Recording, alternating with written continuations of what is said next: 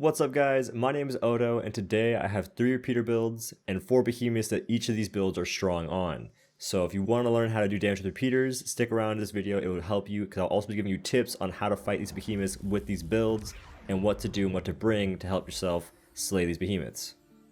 Before all that, it's time for a shameless plug. If you guys have Amazon Prime and a Twitch account, you can link the two to get Twitch Prime, which lets you sub to any streamer on Twitch for free. And if you use that sub on a Dauntless partner, you will get a flare from that partner. And if you stay subbed, you will get perks the longer you're subbed. So it's a really nice way to help out a Dauntless partner and get something in return. So if you want to do that, you can. So back to the video.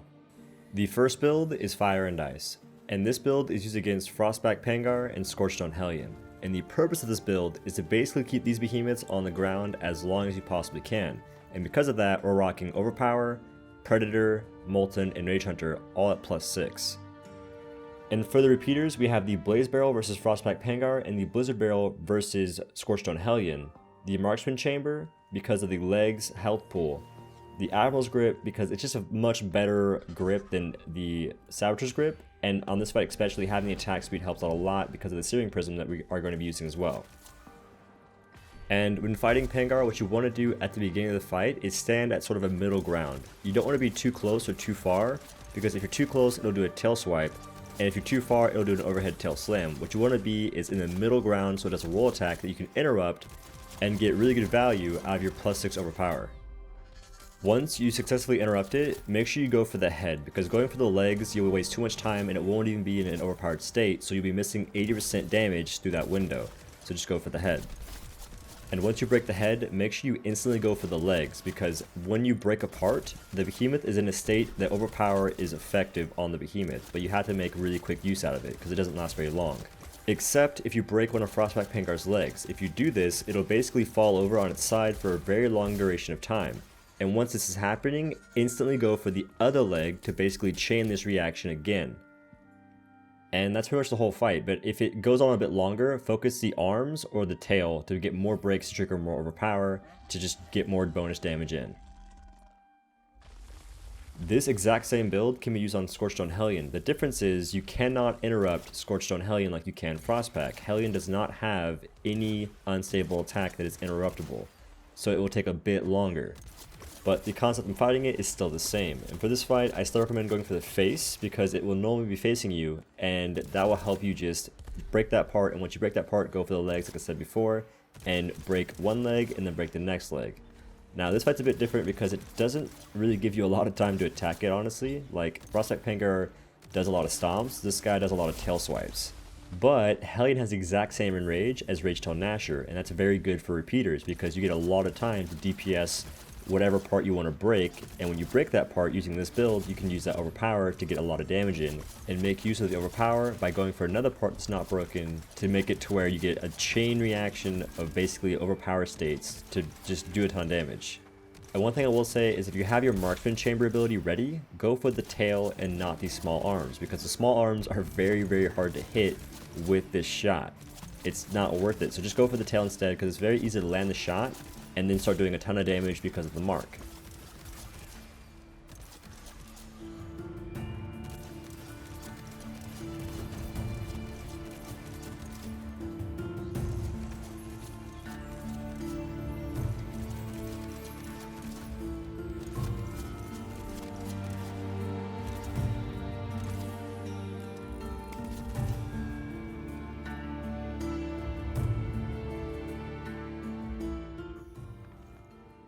The next build is Void's Vanquish, and this build is very strong against Riftstalker.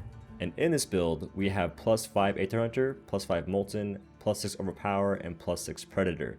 And the reason for the Aether Hunter and the Molten is because this behemoth starts to fight off in Aether mode.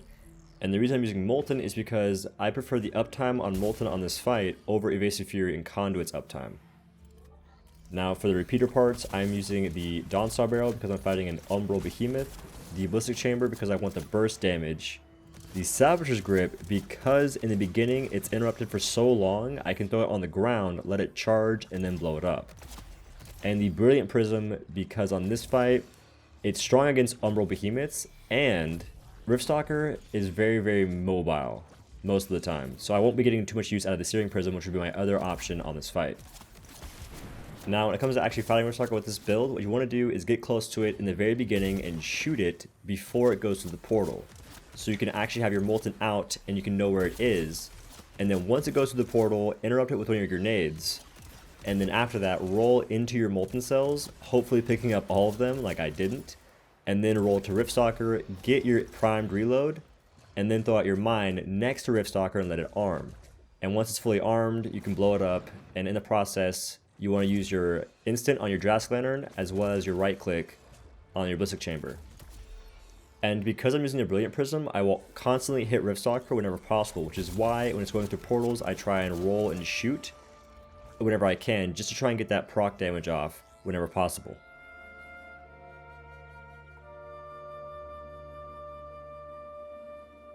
The last build is Twilights Embrace, and this build has +6 Conduit, +6 Evasive Fury, +6 Predator, +5 Rage Hunter, and +4 Molten as the main cells in the build.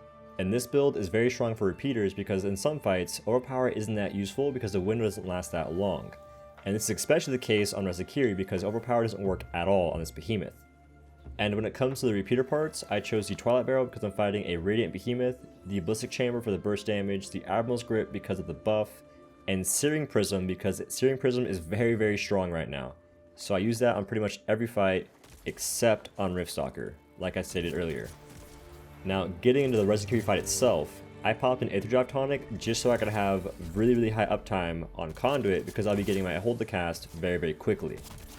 And I made sure to shoot Rezakiri when the fight first started to see where my Molten Hearts were going to land so I could quickly pick them up and have that attack speed in the very beginning of the fight. And after that, I instantly started going for the face of the Rezakiri because that's the easiest part to hit that does not have an insanely high health pool, because the tail has a very high health pool. It's not really worth breaking unless you need the part. So I go for the face because the face is easy to hit and the health pool isn't that crazy high. And once I break the face, I go for the claws because that's the second easiest part to hit, and again, it does not have a crazy health pool. And once I break the claws, I go for the legs, and outside of that, I will hit the tail gem if Rezakiri is doing its laser attacks where the tail gem is either aimed at me or it's in the sky and I roll backwards and shoot at it. Other than that, it's head, claws, and legs. Those are the parts I go for, and in that order.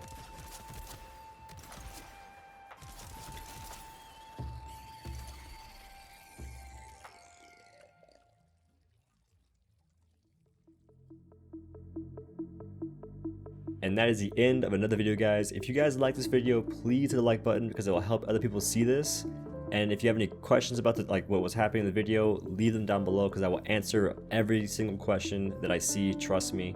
And thank you guys for just watching the videos and enjoying the content. Seriously, it's insane how much support y'all have given me. So thank you for doing that and enjoying the videos. And I'll continue to keep making them for as long as I can, I guess. But I've been Doe, and I will see you in the next one.